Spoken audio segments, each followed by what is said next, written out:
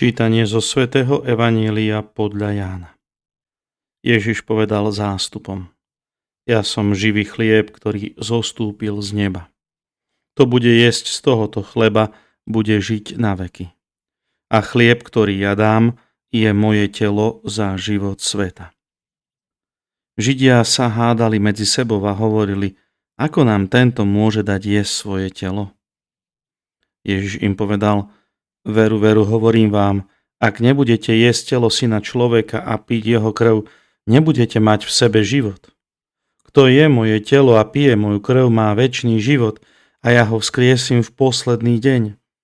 Lebo moje telo je pravý pokrm a moja krv je pravý nápoj.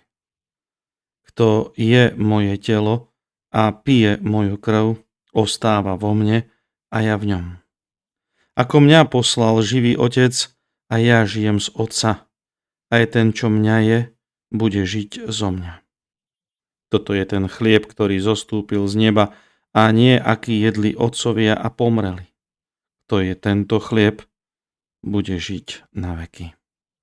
Počuli sme slovo Pánovo.